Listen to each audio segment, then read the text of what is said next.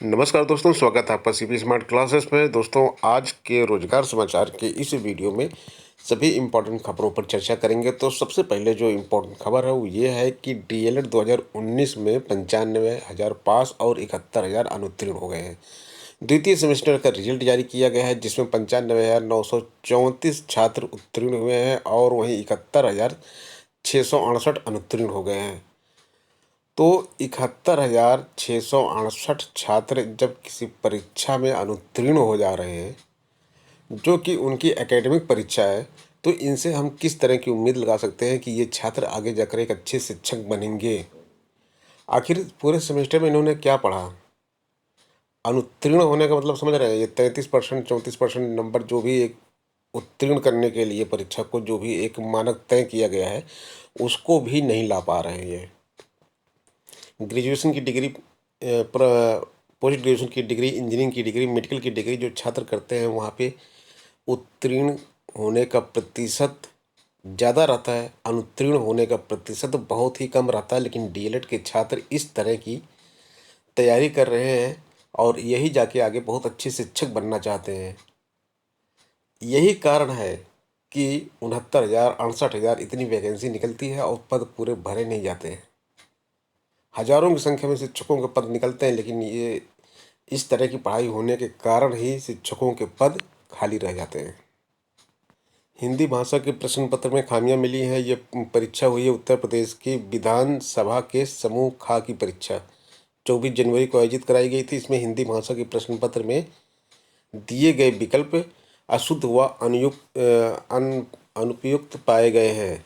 भाषाविद व समीक्षक आचार्य पृथ्वीनाथ पांडे ने प्रश्न पत्र की खामियों को बताते हुए कहा कि जब किसी विकल्प में अनेक उपयुक्त उत्तर हों तो परीक्षार्थी के सामने असमंजस की स्थिति आ जाती है। तो ऐसे प्रश्नों को तो कैंसिल कर देना चाहिए।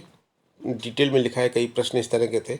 डिटेल में बहुत ज़्यादा डिटेल में नहीं जाएंगे, आगे बढ़ते हैं। यहाँ पे देखिए, उत्तर प्रदेश लोक सेवा आयोग ने उत्तर प्रदेश सम्मिलित राज्य प्रवर्तन अधीनस्थ सेवा परीक्षा 2019 के अभ्यर्थियों से उनकी वरीयता पूछी है। उक्त परीक्षा के तहत लोक निर्माण विभाग व भूतत्व व खनिज कर्म विभाग के में विधि अधिकारी के लिए भर्ती निकाली गई है। मुख्य परीक्षा में शामिल होने वाले व पद की अर्हता धारित करने वाले 44 अभ्यर्थियों ने वरीयता नहीं बताई है। ईमेल भेजकर इनको वरीयता पूछी गई है, क्योंकि अभी देखिए 2019 का इंटरव्यू चल रहा है इस समय। तो जब आप वरीयता नहीं भरेंगे तो इंटरव्यू के बाद जो फाइनल मेरिट बनेगी, आपको कौन सा पद दिया जाए, वो कैसे डिसाइड होगा। तो ये 44 अभ्यर्थी हैं जिन्होंने वरीयता नहीं भरी है, तो उनसे वरीयता पूछी गई है। 2019 पीसीएस इंटरव्यू चल रहा है, वहाँ पे प्रश्न पूछे जा रहे हैं। केंद्र के कृषि कानून व किसान आंदोलन को कैसे देखते हैं? देखिए, प्रशासनिक अधिकारी बनने के लिए आपको प्रशासन की तरह सोचना पड़ेगा। प्रशासन किस तरह से इन सब चीज़ों को मैनेज करता है, आपके अपने विचार क्या हैं, वो आपके जो है सामने आने चाहिए। इसीलिए जो भी स्टूडेंट हैं उन सबको मैं यही बोलता हूँ कि केवल और केवल दूसरों की कही हुई बात पर मत जाइए। किसी भी विषय, किसी भी मुद्दे को पहले खुद समझिए, उसके बाद उस पर अपनी राय बनाइए और तब जाकर इस पे विचार विमर्श कीजिए और चर्चा कीजिए लोगों से, तभी आपके ज्ञान में वृद्धि होगी। शिक्षकों की ज्येष्ठता सूची बनाई जाएगी। एडेड माध्यमिक कॉलेजों में प्रमोशन जो है उसमें काफ़ी दिक्कत होती है, क्योंकि शिक्षकों की ज्येष्ठता सूची जो है मैनेजमेंट बराबर बना के नहीं देता है। तो इसलिए अब यह आदेश जारी कर दिया गया है कि प्रबंध समितियों को ही इसकी ज्येष्ठता सूची बनानी है और संयुक्त शिक्षा निदेशकों को आदेश दिया है कि सूची तैयार करके 30 जनवरी तक अपर शिक्षा निदेशक माध्यमिक को भेज दें। सभी मंडलों को इसका प्रारूप भी भेज दिया गया है। एयरटेल ने देश में पहली बार किया 5G नेटवर्क परीक्षण। 5G नेटवर्क परीक्षण शुरू हो चुका है और सारी प्राइवेट कंपनियां 5G का परीक्षण इत्यादि कर रही हैं। 5G आने वाला है। 4G आपको मालूम है बहुत ही अच्छी तरह से सर्विस भारत में चल रही है, लेकिन भारत का सबसे बड़ा दूरसंचार कंपनी जो है भारत की, वो 3G पर ही अटकी हुई है अभी। क्यों 3G पर अटकी है? क्योंकि 4G ऑपरेट करने की परमिशन सरकार ने इस कंपनी को नहीं दी। कंपनी का नाम क्या है? कंपनी का नाम है BSNL। तो जब BSNL को 4G ऑपरेशन की अनुमति दे दी जाएगी तो प्राइवेट कंपनियां जियो, एयरटेल, वीआई ये सब कैसे ग्रोथ करेंगी? तो ये कुछ गवर्नमेंट की पॉलिसी होती है कि गवर्नमेंट को कंपनी को डाउन करके प्राइवेट कंपनियों को ऊपर लाने के लिए, जो आप सबके लिए बहुत ही घातक है। क्योंकि बीएसएनएल जैसी कंपनी आज बंदे के कगार पे इसलिए खड़ी है क्योंकि वो उपेक्षा का शिकार हुई है। और बीएसएनएल जैसी कंपनी बंद होने का मतलब है कि आपके रोजगार के अवसर चले जाना। हाई स्कूल और इंटर के परीक्षा पैटर्न भी अब बदल जाएंगे। 3 घंटे के पेपर में 30 अंक ऑब्जेक्टिव होंगे और 70 अंक वर्णनात्मक यानी कि डिस्क्रिप्टिव होंगे। 2021-22 से यह व्यवस्था लागू कर दी जाएगी। इस साल तो परीक्षा हो जाएगी, अगले साल से परीक्षा लागू कर दी जाएगी। कक्षा 9 में पहले लागू होगी, उसके बाद फिर 23 का हाई स्कूल बोर्ड परीक्षा 23 और इंटरमीडिएट बोर्ड परीक्षा 25 जो होगी वो इसी पैटर्न पे होगी। और सेमेस्टर के मॉडल पर भी विचार किया जा रहा है। सेमेस्टर का मॉडल भी अपनाया जा सकता है आंतरिक मूल्यांकन के लिए।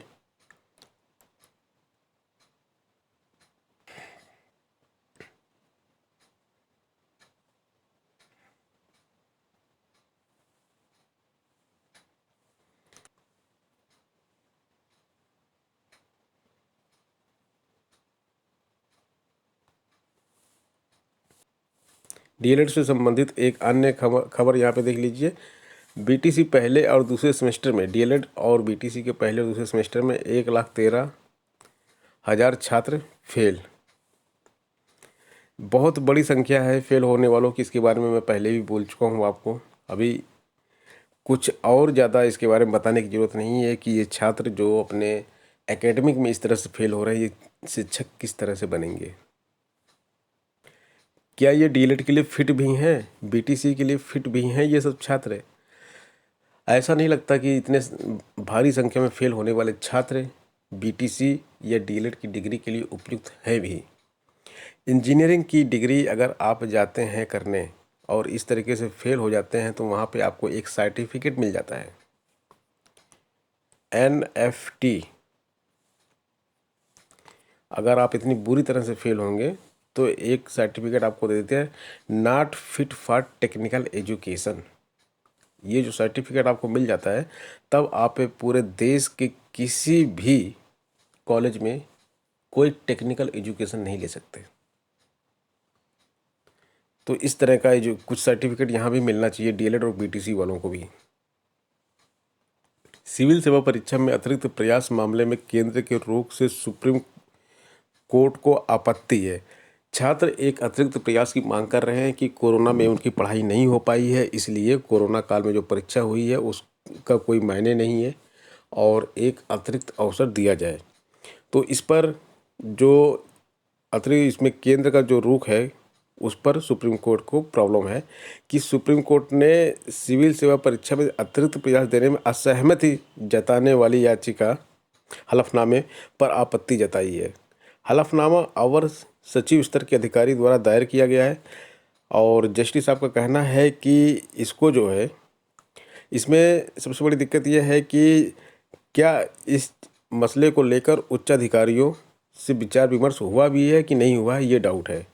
क्योंकि जिस लेवल के अधिकारी से ये दायर होना था उस लेवल के अधिकारी से दायर नहीं किया गया है। वरिष्ठ अधिकारियों से पता नहीं इसमें बातचीत हुई है कि नहीं हुई है। पीठ ने केंद्र सरकार को उचित हलफनामा दाखिल करने का निर्देश देते हुए सुनवाई को शुक्रवार के लिए टाल दिया है।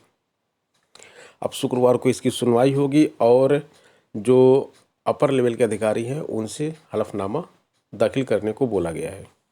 तो देखते हैं, इसमें केंद्र का रुख तो यही है कि ये अतिरिक्त अवसर नहीं मिलेगा। अब छात्रों की इसमें जीत होती है, एक अतिरिक्त अवसर मिलता है या नहीं मिलता है।